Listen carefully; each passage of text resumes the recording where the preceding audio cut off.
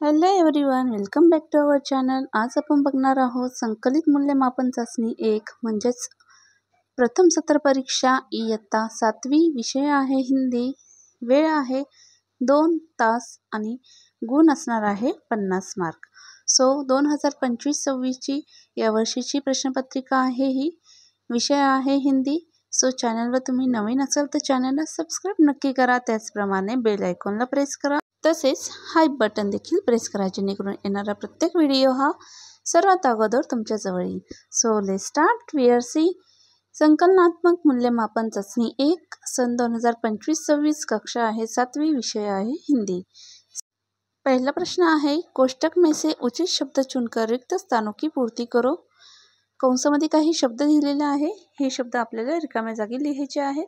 असंभव में मूल शब्द डैश डैश होता है. संभव होता है. डैश डैश में रहती थी चिड़िया. घोंसले में रहती थी चिड़िया.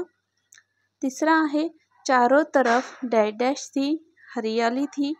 आणि चौथा आहे, सालों की डैश डैश का क्या शानदार नतीजा मिला. सालों की मेहनत का क्या शानदार नतीजा मिला.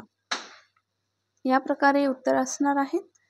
यानंतर प्रश्न क्रमांक 1 मधील दुसरा आहे ब, वाक्य के सामने सही या गलत चिन्ह लगाओ. म्हणजे चुकी बरोबर आहे, सही या गलत लिखना है. पहला है वाक्य, वर्षा के कारण प्रार्थना कक्षा में संपन्न हुई. दूसरा है, बंदर को लकड़ी का टुकड़ा मिला. तीसरा आहे, खेल तो ग्रामीण जीवन की आत्मा है. या प्रकारे 3 वाक्य दिलेले आहेत. सही और गलत लिखना आहे. 3 गुणांसाठी असणार आहे. यानंतर पुढचा आहे प्रश्न क्रमांक 1 मधील ई, उत्तर लिखो. हमारे देश का नाम. दूसरा आहे, कहानी सुनाने वाली. आणि तीसरा आहे, एसंबा गांव के बच्चे स्कूल न जाने का कारण. उत्तर लिखना आहे. बघा, यानंतर प्रश्न क्रमांक दुसरा आहे. या अगोदर आपल्या चॅनलवर इयत्ता 7वीची प्लेलिस्ट आहे.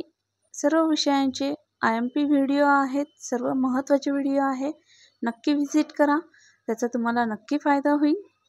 आता प्रश्न क्रमांक 2 जाणून घेऊया. प्रश्न क्रमांक 2, निम्नलिखित प्रश्नों के उत्तर लिखो. पहला आहे, शहर को किसने खत लिखा. दूसरा आहे, दादी माँ सुबह उठकर क्या करती. तीसरा आहे, फूल किनको गोद में लेता है. आणि चौथा आहे, बंदर को क्या मिला. यानंतर प्रश्न क्रमांक 2 मधील आ, निम्नलिखित वाक्य किसने किससे कहा. पहला आहे, मेरे बच्चों मत लड़ो, झगड़े टंटों में मत पड़ो.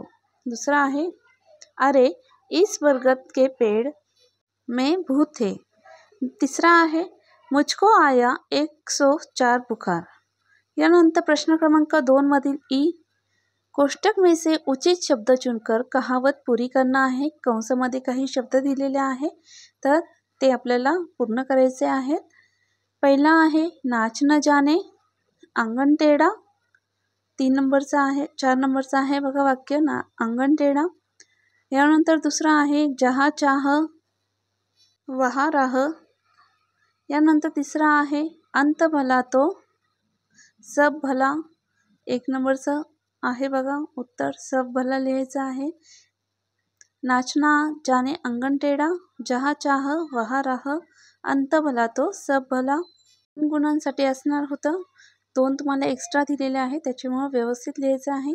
प्रश्न क्रमांक 3 आहे बघा अ, उचित जोड मिलाव म्हणजे जोड्या लावायच्या आहे. एक सा बरसता. दूसरा आहे, वाचन मेला. तीसरा आहे, खांसी और जुकाम. चौथा आहे, शॉपिंग मॉल.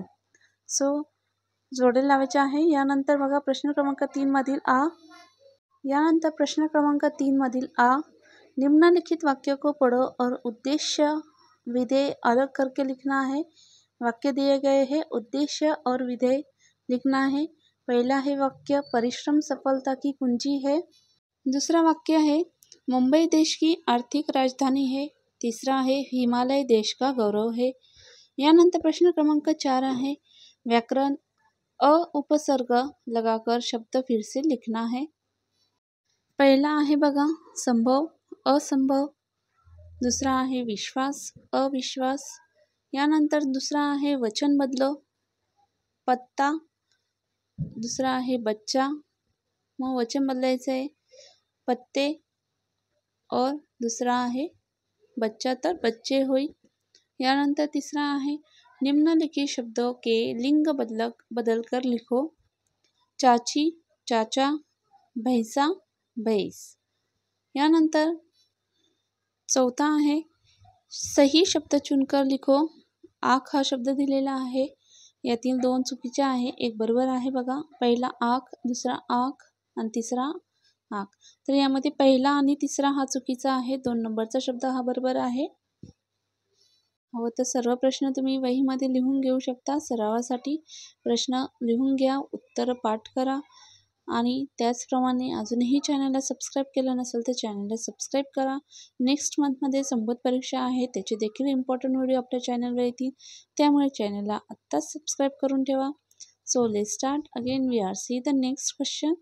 बघा त्यातील दुसरा आहे सिप्र, सिरफ और सिर्फ. यानंतर याचं जो उत्तर आहे तर ते आहे तिसरा शब्द आहे सिर्फ. यानंतर 5वा प्रश्न आहे बघा मुहावरों का अर्थ लिखो. पहिला दिलेला आहे ठगा सा रहना, दुसरा आहे दुखड़ा रोना. यानंतर प्रश्न क्रमांक 5वा आहे किसी भी कंठस्थ कविता की 4 पंक्तियां लिखो. तर या ठिकाणी कवितेच्या 4 ओळी लिहायच्या आहेत. यानंतर बघा प्रश्न क्रमांक 5वा आहे किसी भी अ झाला आपला, आता ब आहे त्यातील निम्नलिखित विषयों में से किसी एक विषय पर 8 से 10 वाक्यों में निबंध लिखना है. या ठिकाणी 2 विषय दिलेले आहे, या विषयांवर तुम्हाला निबंध लिहायचा आहे. जसे की पहिला दिलेला आहे मेरे पिताजी, दुसरा आहे मेरा प्रिय ऋतू.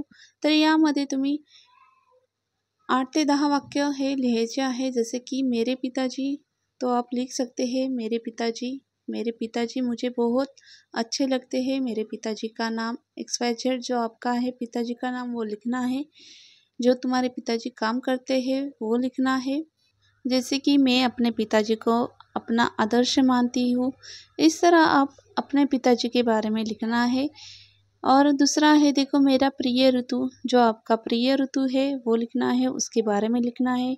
जैसे कि मेरा प्रिय ऋतु वर्षा ऋतु है, जो कि जुलाई से सितंबर के बीच आती है.